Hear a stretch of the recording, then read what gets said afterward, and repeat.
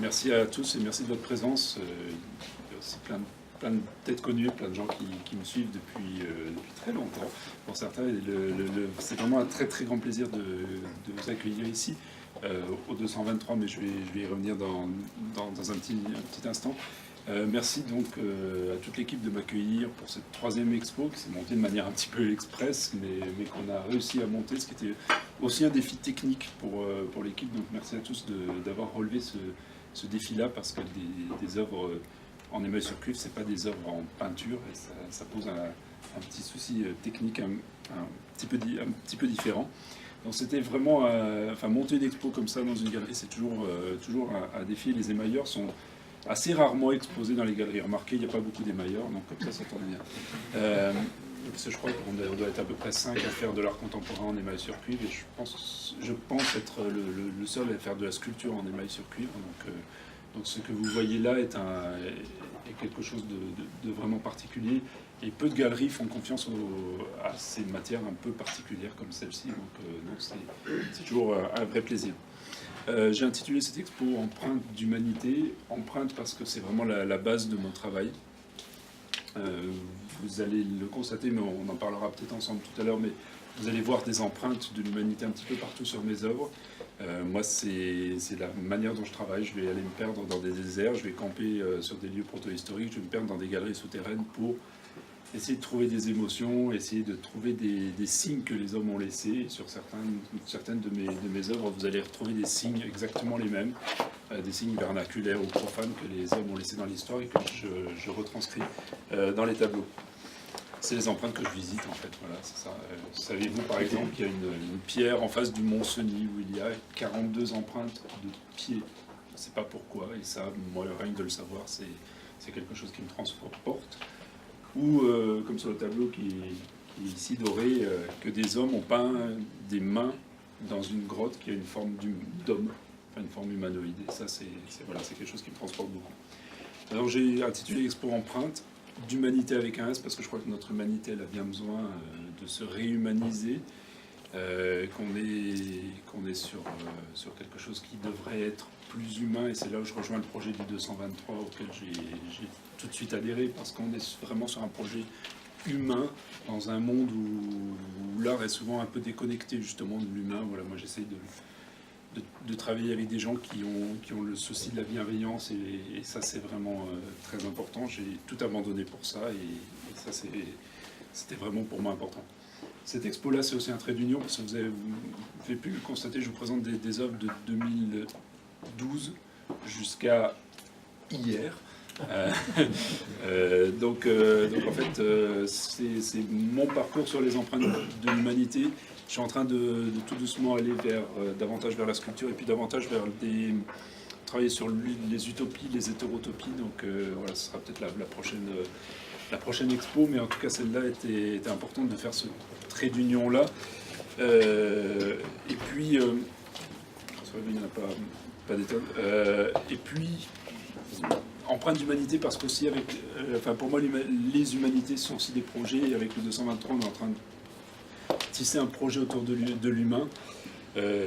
Anna Voladi, j'ai fondé en Meuse un pôle d'art, je suis président d'une association d'un pôle d'art, dont le trésorier Arnaud est ici, qui s'appelle La Fourmilière, qui est un regroupement d'artistes professionnels. On s'est dit que c'était vachement intéressant que de travailler à de nombreux artistes professionnels, puisqu'on est 14 aujourd'hui, 5 résidents permanents et 9 coworkers, donc des gens qui viennent travailler quand ils ont envie de faire un projet avec des autres, et pas tout seul dans leur coin.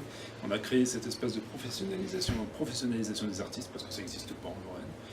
Je ne crois pas trop que ça existe beaucoup en France, d'ailleurs, des espaces où on peut transmettre simplement ce qu'on a acquis, et puis aider les autres à se professionnaliser, voilà, simplement comme ça, sans autre envie.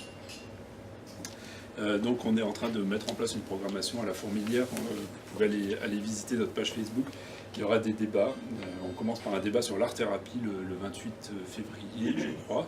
On va faire aussi voilà, on a envie que les gens, dans un tout petit village de la Meuse, se retrouvent et dialoguent autour de l'art contemporain. Et on s'est proposé de dupliquer ça dans un moins petit village de l'agglomération de Nancy, c'est-à-dire ici, de voir s'il y a des différences, s'il n'y en a pas, si finalement l'approche de l'art elle est la même ou pas.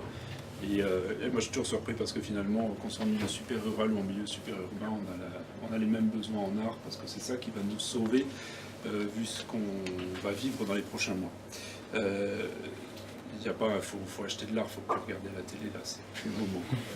C'est pour ça que je vous propose des tableaux qui changent tout le temps en fonction de la lumière, parce que comme ça vous verrez jamais la même chose, vous serez tranquille.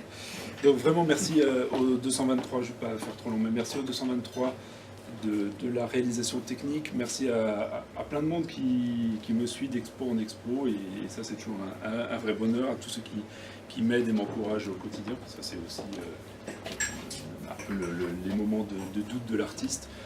Vous allez découvrir un peu tout, on en parlera si vous voulez des œuvres. Je voulais juste vous signaler que dans la pièce à côté, j'ai mis l'œuvre que j'ai finie hier justement. Et je voulais vous présenter un peu le processus de création d'une œuvre en émail sur cuivre. Parce que ma matière c'est l'émail sur cuivre, donc ce sont pour ceux qui m'ont demandé tout à l'heure, ce sont des plaques de cuivre qui sont recouvertes de cristal et qui sont cuites à très très haute température une bonne vingtaine de fois chacune. C'est un processus, vous l'imaginez, très long. Et donc, je ne sais plus ce que je voulais dire, mais la pièce, enfin le tableau que vous voyez dans la petite pièce là-bas, qui est un triptyque de grand format, n'est présenté que pour cette exposition-là. On décroche le 28 mars, le 29, il partira pour être à Nantes, dans une entreprise de Nantes, qui me l'a commandé, qui m'a autorisé exceptionnellement à le présenter dans la galerie. Donc c'est la seule occasion de cette présentation publique. Pour le coup, donc voilà, j'avais eu envie de vous présenter un peu le travail de création. C'était vraiment une commande, et donc tout le travail qu'il y a avant la réalisation technique. Donc, vous allez voir des échantillons et pas mal d'autres choses. Et puis moi, ce que je tenais à vous dire, c'est que ce que j'aime avant tout, c'est qu'on en parle, quoi, parce que si on fait des œuvres, c'est pour qu'on en cause et qu'on ne reste pas figé autour de la présentation. Donc surtout, il faut les toucher. Il faut les regarder avec plein d'angles, il faut les prendre en photo si vous en avez envie. Enfin, il faut faire vivre, parce qu'il n'y a rien de pire qu'un truc qui ne bouge pas, quoi, qui ne vit pas, et c'est beaucoup plus humain. Je voulais juste vous dire que la moitié du cuivre qui a été extrait du temps de nos ancêtres, les Gaulois, qui n'existait pas, mais est encore en circulation aujourd'hui, donc il y a peut-être du cuivre de nos ancêtres les Gaulois dedans, donc c'est pour ça qu'il faut vraiment toucher et puis s'approprier les choses.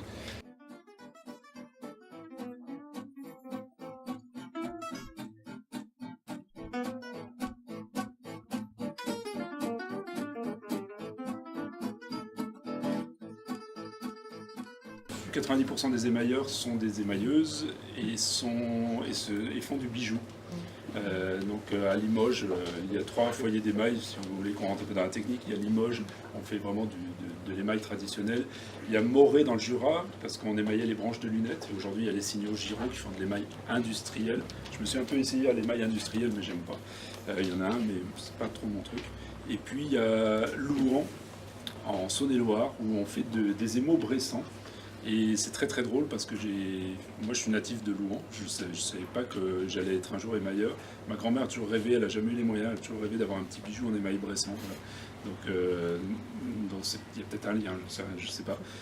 Mais voilà, donc je ne sais plus du tout ce qui m'a amené à dire ça. Voilà, mais en fait les grands formats, je crois qu'on doit être Christophe Mirande, qui est mon grand maître et un très bel émailleur, qui fait du grand format, et puis voilà, puis j'en connais pas beaucoup d'autres qui font du grand format. C'est vrai que c'est un peu particulier. Moi vraiment je suis rentré dedans parce que je suis tombé dans la matière, quoi. Elle m'a happé. C'est une matière complètement exceptionnelle qui vous donne un rendu que vous ne retrouverez nulle part ailleurs. On ne peut pas l'avoir en peinture parce que ça change avec la lumière. On ne peut pas l'avoir même en émail sur poterie, ça change vraiment. tout simplement parce que vous voyez le cuivre au travers de l'émail. C'est ça qui fait que votre perception elle changera toujours. Vous pouvez venir ici déjeuner à midi, on y déjeune fort bien. Vous verrez les tableaux complètement différents. Moi-même, j'ai découvert. Enfin, c'est vrai, ça a été une réelle surprise. Hein.